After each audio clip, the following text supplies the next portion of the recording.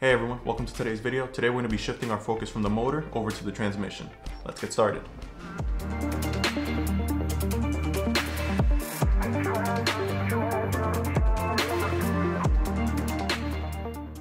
Right now we have the transmission standing on its bell housing on a wooden dolly just to keep it mobile and easy to work on for now. Now looking past the bell housing on the transmission, you can see that we have our breather port, the slave cylinder, our cross rod, the shifter linkage, the shifter rod, as well as our stabilizing rod here. So the 2 points we're going to be working on today are our shifter linkage here and the bushing that stabilizes the stabilizing rod.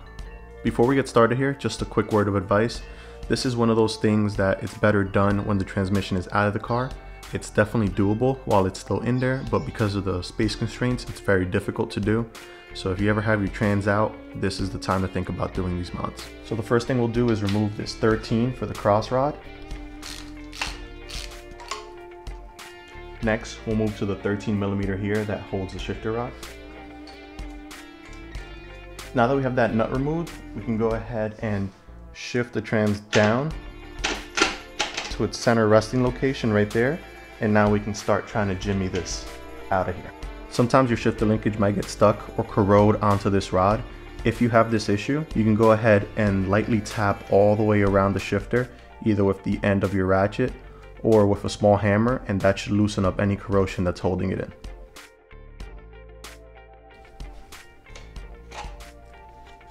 The last thing we'll remove from the transmission here is our stabilizing rod, and that's held in by an 8mm socket head.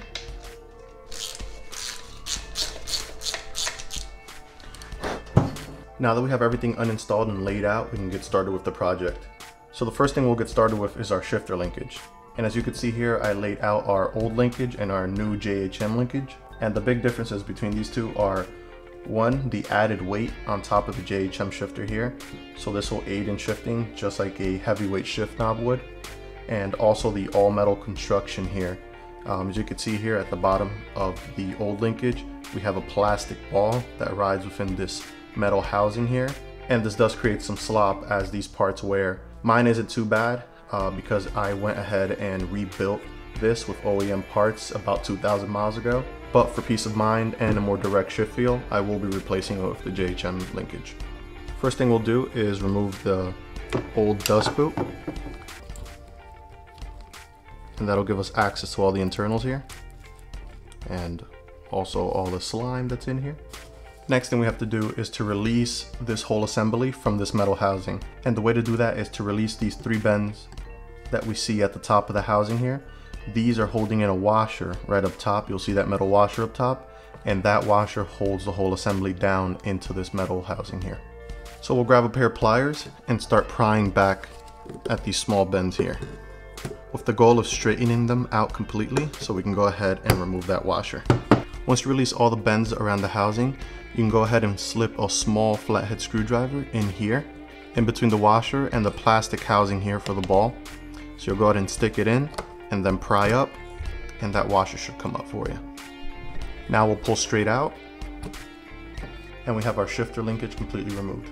Now go ahead and clean this housing off well so you can get all the gunk and all the grease out of here. Now before you start thinking of throwing anything out, make sure you do keep your stock rubber boot and that washer that we removed from the top, because we do have to reuse both of these for our installation. I also recommend you keep your stock linkage and cup, especially if they're in good condition. You can never have too many spare parts. Now that we have this all cleaned off, I recommend you go ahead and take a pair of pliers and just finish straightening these edges out, so that way it's easy for us to install the washer later. Now we're going to go ahead and grab our linkage and we're going to slide it into the bucket here.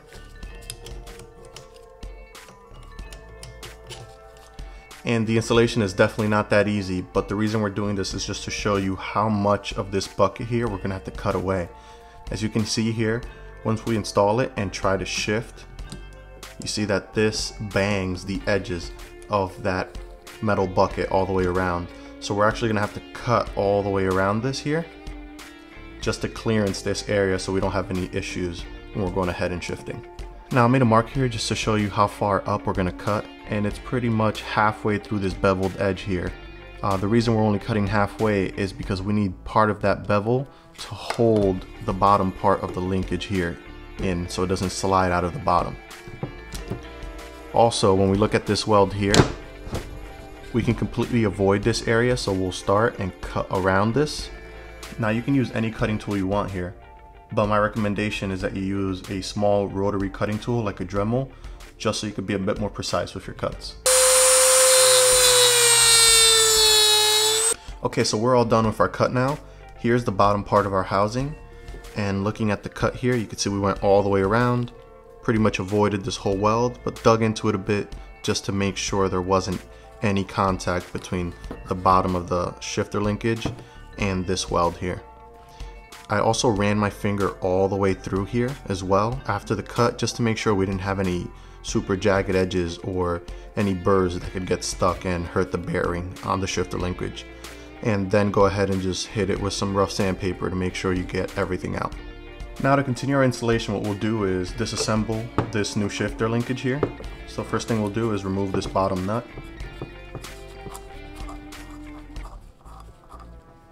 Put that over to the side. We'll remove this as well. And then we'll go ahead and remove that bearing.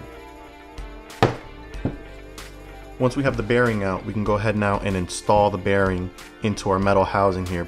But before we do that, JHM actually recommends that we go ahead and spread some Loctite inside this cup to hold the bearing in place. So we'll do that first. Once you have the Loctite opened up, you can go ahead and drip some into the housing here, then spread it around evenly. And we'll also drip some onto the bearing and spread that around the bearing, just so we get full coverage.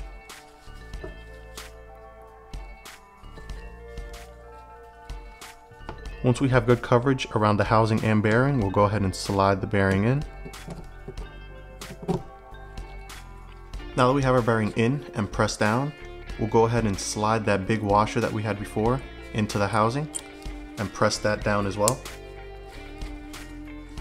Once you have that in, we'll go ahead and take the pliers just like we had before, and what we need to do is bend these edges back in to hold that washer down.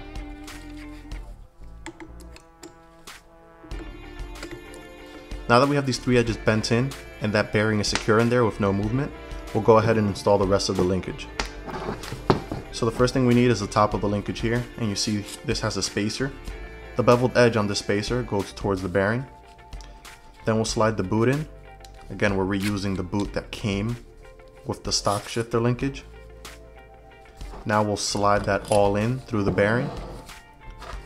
We have another spacer here. That beveled edge on the smaller spacer goes towards the bearing as well. And then we'll take that nut that we had at the bottom and thread that in.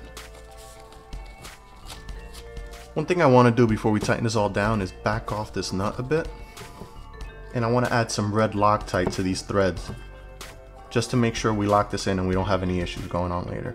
And now we'll take the box end of a 19 mil and an 8 mil Allen. And the torque spec for this is tight as hell. Now that you have the assembly as tight as you possibly could get it without using an impact, of course, we can go ahead and grease it up. So JHM sends you this bit of grease here, it's synthetic grease. So we'll go ahead and take that whole thing and just spread it inside the bearing and all around, just to keep it all greased up.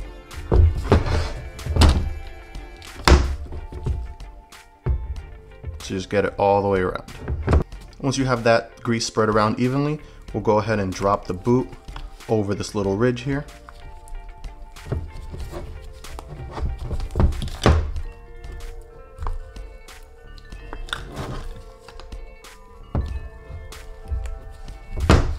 And we're all set with the assembly of the JHM Solid Shifter linkage. Before we go ahead and install this, we'll give it a nice spin around, just to make sure we don't have any issues or any binding, and you don't feel any clearancing issues with the cut below. Now that we're done with the shifter linkage, we'll move on to the bushing for the stabilizer bar. So the green bushing you see in here is what we're going to be replacing. And when you have the bar fully stocked, you have these three spacers down here that you have to remove. These sometimes bind to the bolt, so you'll have to get a pair of channel locks just to hold them in place, while you go on the other side with an 8 mil and then just back that bolt out. And then we're going to go ahead and remove the stock bushing. So it's a rubber bushing. It's really easy to remove. So just squeeze it and push it through the hole, and you're all set there. Now that we have our old bolt, washers, and bushing uninstalled, it's time to install our new bushings. But before we do that, a quick note. So there is an early and late style transmission for these cars. So all the cars made after 2001 and a half have what we call a late style transmission. So the process is a little different for those cars. If you own one of those cars, which I don't, what you will want to do here is place the thinner of the two bushings at the bottom here. This is the side that faces the transmission. The thicker bushing up top. And then you'll take your spacer, push it through here, and tap it in with a hammer. And now you'll take that one washer that came with the stabilizer bar, because 2001 and a half plus cars only have this one washer. You'll place it on top, feed your bolt through, and you're all good to put it into the transmission. For the cars with the earlier transmissions, which is what I have, we'll take the thicker of the two bushings and we'll press it into the bottom. We'll take the skinnier bushing, put that on top. We'll take the spacer, and we're actually going to tap that in now.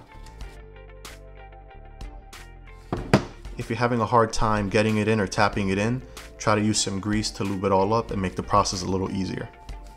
But now that we have that tapped in, we're going to take our bolt, one of our washers, and feed it through here.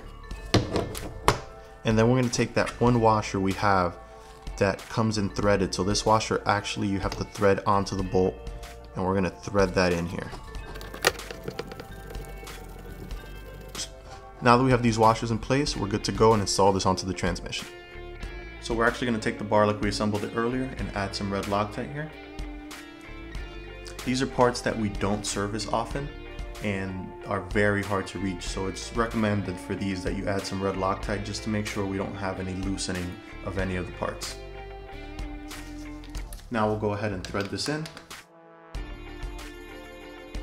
and then we'll just go ahead and snug this up.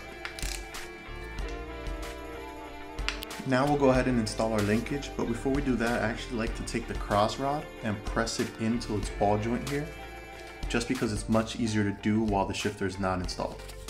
Now that we have the crossbar on, we'll go ahead and take the shifter and slide it onto its base here.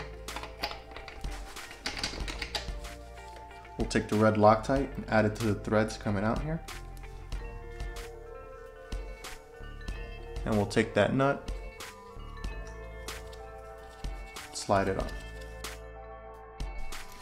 And we'll go ahead and snug that up as well.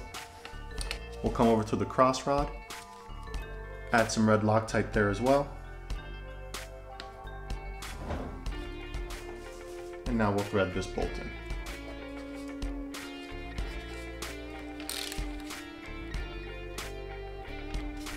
I messed up my boot a bit here, so I'll just fix that to make sure it's over that lip so that it stays in place.